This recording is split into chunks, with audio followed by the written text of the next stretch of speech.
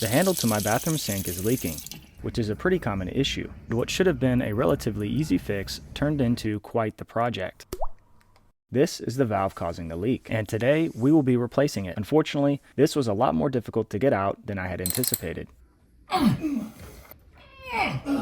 Alright, that's enough grunting. We'll start by cutting the water off to the sink. I plan on replacing both valves, so I'll cut the cold water side as well. And it looks like I have another future problem. This cutoff valve is too hard to turn by hand. I'll break out the crescent wrench so I can get some leverage on it. With both handles set to open, there is still a slow leak even though we cut the water off. Obviously, the cutoff valve is not functioning properly. However, the leak is slow enough to where it shouldn't prevent me from fixing the faucet. To gain access to the valves, we'll need to remove the handles first. These handles were a breeze to get off with just a simple twist.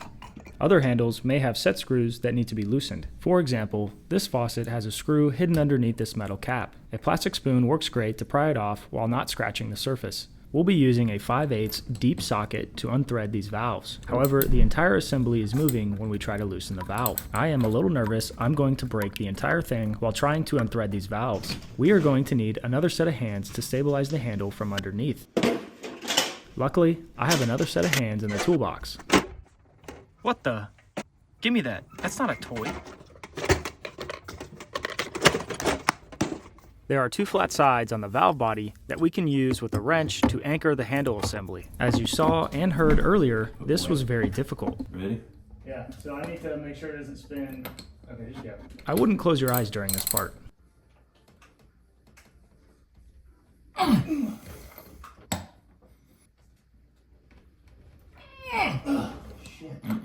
It ain't coming like. Probably should have done this earlier.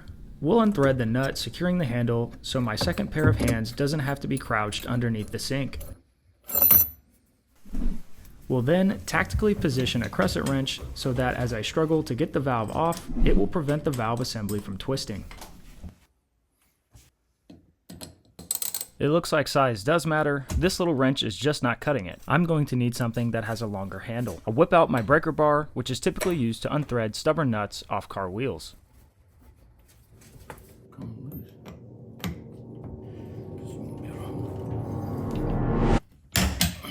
Even with a longer stroke, it was still difficult to pop off.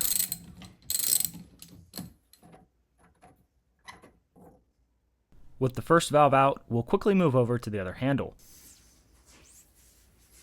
Though this handle is not leaking, we'll go ahead and replace the valve while we're here, this time without any grunting. We are turning the valves counterclockwise to unthread them.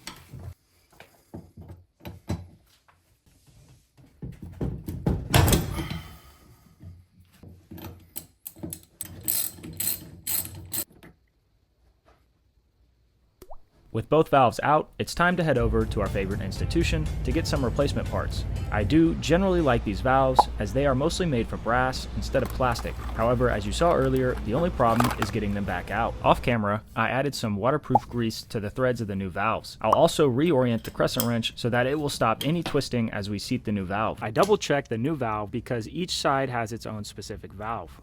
This is definitely overkill, but I am using a torque wrench to seat the new valves, typically used for mounting car wheels. The good thing about using this tool is that we can set the torque amount the same for each valve, and I know when to stop torquing when I hear it clap or click. Using a normal wrench is totally acceptable, and going a half turn past hand tight should suffice. Just be sure to check for leaks and tighten if necessary. This hole is a little wet due to the failing cutoff valve. We'll soak up some of that wetness and proceed with the repair.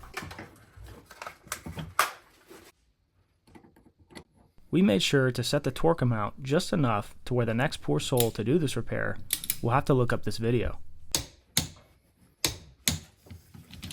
Since we had to lift the handle assembly out of the countertop, we broke the seal from the plumber's putty. We'll need to add new putty before we reattach the handles. First, we'll remove the old putty and clean the area. The plumber's putty I have in my toolbox is a little old, but playing with it in your hands should make it the right consistency.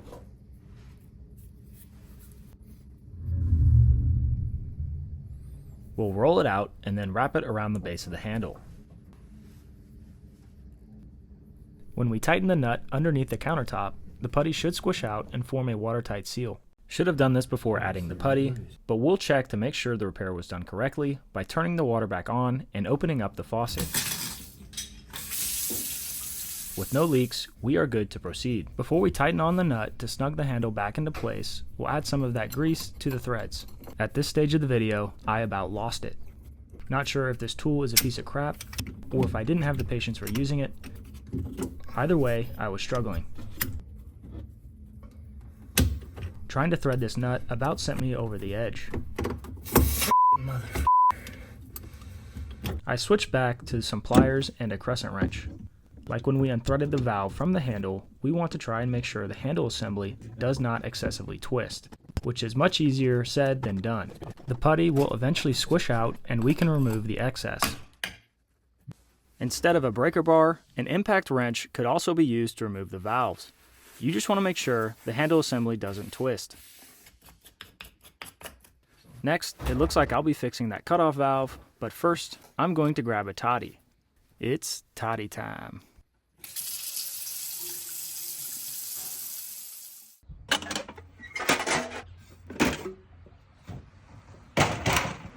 There you go, bud. Thanks for the help.